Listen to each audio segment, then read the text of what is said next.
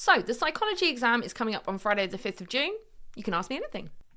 What is the hardest paper 3 topic to revise the night before? Ultimately, it depends on you and which topics you find most challenging. Absolutely, use the specification list, use your checklist, use whatever knowledge organisers your teachers have given you to keep continually assessing what topic you wouldn't like to come up, what question would be the worst question for you. But for AQA, definitely for each of your options, have some go-to studies that you're going to use for evaluation that you can use in multiple questions. For Edexcel, you need to practice those unseen elements because we know generic answers are going to lose us the most marks. You can do this by just coming up with random topics and seeing how psychology could be applied to or explain these different topics.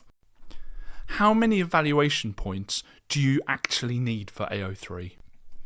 You want to use the number of marks available to show you how many evaluation points you need. For AQA, in a 16 marker, it's 10 marks of evaluation.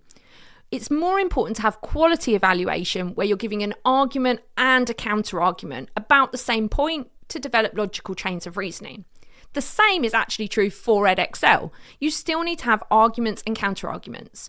Whether that's a strength and a weakness, or 2 strengths or 2 weaknesses is entirely up to you. On a 20 marker, you're looking at 12 marks of evaluation.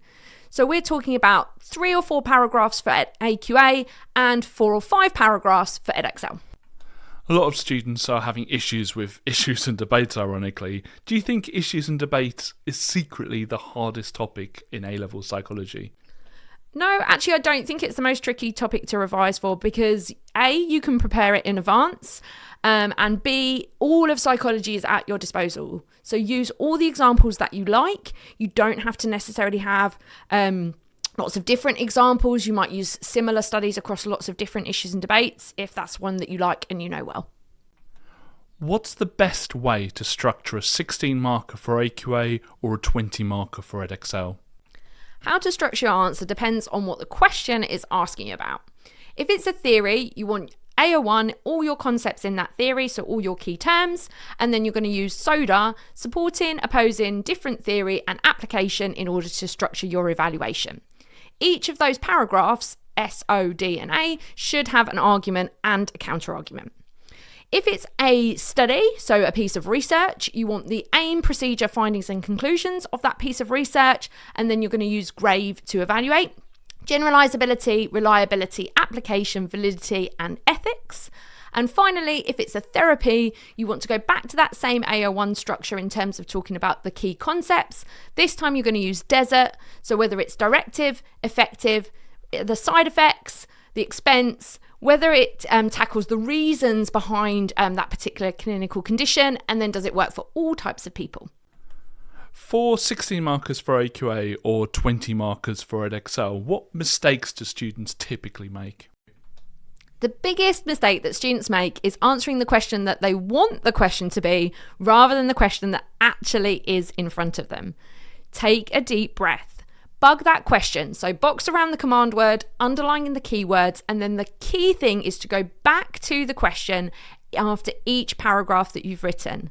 At that point, you can give a little link sentence, making sure that what you've actually written links into that question and cueing the examiner in. The other mistake is getting a different, cueing yourself into the different responses. So if theories are kind of similar in how they're structured or kind of the terminology is quite similar, you want to make sure that you're cueing yourself into the right information. So if it's equity theory, you know what that's about versus the investment theory, for example. Do students need to memorise studies in order to evaluate? You don't have to have studies in order to evaluate, although the best answers do have some studies. The important thing is not to make your evaluation generic. So don't just talk about lab experiments lack ecological validity. Why is that important for that specific topic in that specific question? Again, go back to the question. One of the issues this student has is they love to waffle in essays, but the problem is they end up spending way too much time on the earlier essays and not really getting through to the later ones.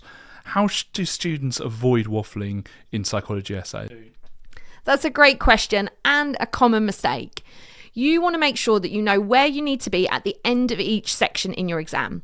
For AQA, each of the 4 sections on paper 3 are worth the same amount of marks, so you should be spending half an hour on each section. It's a great idea to write that down, so if your exam starts at 9 o'clock, well, I need to have finished issues and debates by 9:30. For Edexcel, it's a little bit different because it isn't equally weighted amongst each of the sections. So you need to give yourself time to think about where you need to be at the end of research methods and review of studies and issues and debates. How can Psychology Ninjas help students to revise for the Psychology A-level exam paper 3? Well, Psychology Ninjas can help you revise because you get to practice and get immediate feedback without waiting on a member of staff or your teacher. You can also practice the same type of question but in a slightly different variant. This is going to be key to practice research methods and issues and debates. What is a prediction and how can it help me with the Psychology paper 3? There are loads of people on TikTok who are selling you their prediction. At Psychology Ninjas, ours are completely free. You can do them over and over again with no money exchanging hands. These are part of your revision, so please don't rely on a prediction and think this is going to be the only thing you need to do. This should be part of your wider revision in order to test your knowledge.